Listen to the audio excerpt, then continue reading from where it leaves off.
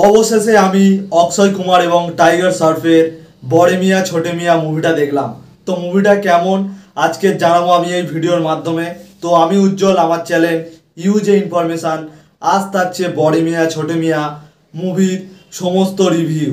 বলিউডের বড়ে মিয়া ছোটে মিয়া মুভিটা নিয়ে আমরা প্রচুর উৎসাহ ছিলাম। এই বড়ে মিয়া ছোটে মিয়া মুভির মূল কাহিনী হলো একটি ভিলেন যে ইন্ডিয়ার একটি মূল্যবান জিনিসকে নিয়ে চলে যাবে, যেই মূল্যবান জিনিসটা অন্য বিদেশি আক্রমণের হাত থেকে আমাদের দেশকে প্রোটেক্ট করবে, সেই জিনিসটাকে নিয়ে চলে যাবে ভিলেন।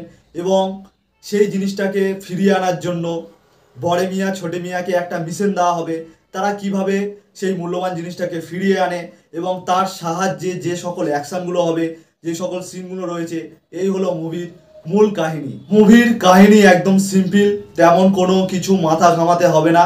মুভিটা একবার দেখলেই বুঝে যাবেন মুভিটা কেমন। এই বড়ে মিয়া ছোটে মিয়া মুভির মধ্যে ভিলেন সবসময় মাস্ক পরে থাকবে, আমরা ট্রেলারেও দেখেছিলাম।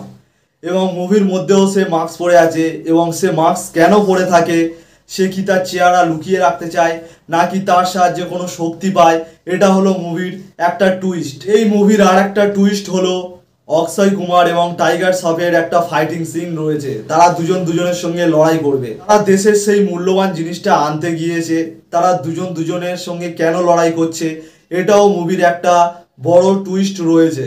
এই মুভির মধ্যে অক্ষয় কুমার এবং টাইগার শ্রফের অ্যাক্টিং ঠিক আছে, বাট ডায়লগ ডেলিভারিতে টাইগার শ্রফ একদম পুয়ার। মানে তার কমেডি ডায়লগ বলো বা সিরিয়াসনেস ডায়লগ বলো, সে সব কটাতেই পুয়ার ছিল ডায়লগ ডেলিভারিতে। মানে তার ডায়লগে না পাচ্ছি কোনো সিরিয়াসনেস, না পাচ্ছি কোনো কমেডি। আর এই মুভির মধ্যে মানসি চিল্লারের যেই অ্যাক্টিং, পুরো একই রকম অ্যাক্টিং, না কোনো আলাদানেস রয়েছে অ্যাক্টিংয়ের মধ্যে। বড়ে মিয়া ছোটে মিয়া মুভির মধ্যে সানাক্সি সিনহার একটা গুরুত্বপূর্ণ পার্ট আমরা দেখতে পাবো। এই বড়ে মিয়া ছোটে মিয়া মুভিটা কি ভাবলাম আর কি হলো, মুভিটা আমার মোটামুটি লেগেছে। আর মুভিটাতে আমি রেটিং হিসাবে 10-এর মধ্যে 5 দিলাম।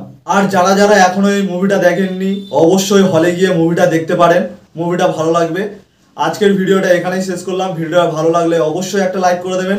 আর এরকম মুভি সম্পর্কে জানতে হলে আমার চ্যানেলটাকে সাবস্ক্রাইব করে রাখবেন।